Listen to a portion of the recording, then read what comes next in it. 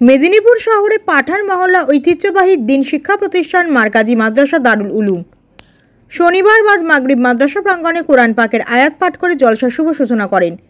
এই মাদ্রাসা প্রাঙ্গণে জলসা চলে মধ্যরাত পর্যন্ত। বিভিন্ন জায়গা থেকে ইসলাম ধর্মের মানুষরা এসেছিলেন। জলসা শুরুতে আগত অতিথি ও আলেমগণদের বরণ করেন মাদ্রাসা শিক্ষকরা। এরপরে মাদ্রাসা ছাত্ররা অনুষ্ঠান মঞ্চে উর্দু বাংলা গজল পরিবেশন করেন।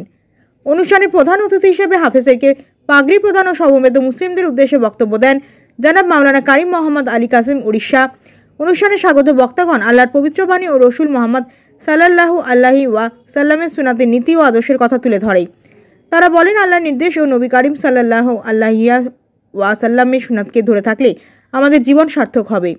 পাঠান মহল্লা মারকাজি মাদ্রাসা দারুল উলুম 2024 শিক্ষাবর্ষের হেফাজ সমাপনকারী 4 জন ছাত্রকে পাগড়ি প্রদান করেন মাওলানা কারিম মোহাম্মদ আলী কাসেমি। অনুষ্ঠানে পাগড়ি প্রদান করা হাফেজরা হলেন শেখ জিয়ান, শেখ কিতাবুল, শেখ আরিয়ান, সুলাইমান পাঠান। এই 4 জন হাফেজকে মিশকাত ডিগ্রি দেওয়া হয়।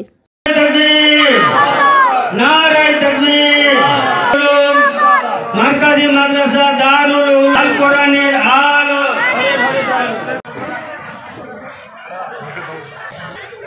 নারায়ে তাকবীর। মাদ্রাসা দারুল উলুম মারকাজি মাদ্রাসা জলসা দস্তরবন্দি মেদিনীপুর। নারায়ে তাকবীর, নারায়ে তাকবীর। মারকাজি দারুল উলুম মারকাজি কোরআনের মাথায় নুরানি দস্তা করিয়ে দিলেন আমাদের আকা। আমি দায়িত্ব নিই মারাত্মক এবং কষ্টদায়ক যে কোনো মানুষ কোরআনের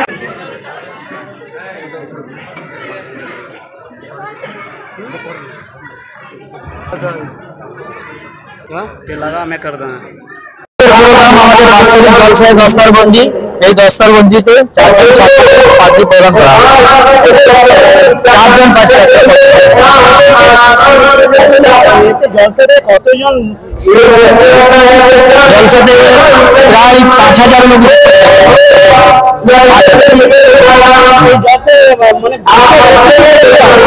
বিশেষ অতিথি আমাদের আছে উড়িষ্যা থেকে মাওলানা কারিম মোহাম্মদ আলী সাহেব কাসেমি প্রধান বক্তা।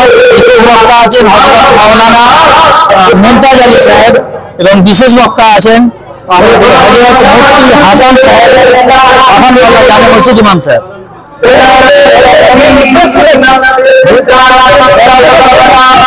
জলসা মাদ্রাসার মোহাম্মদ আজম প্রধান শিক্ষক মারকাজি মাদ্রাসা।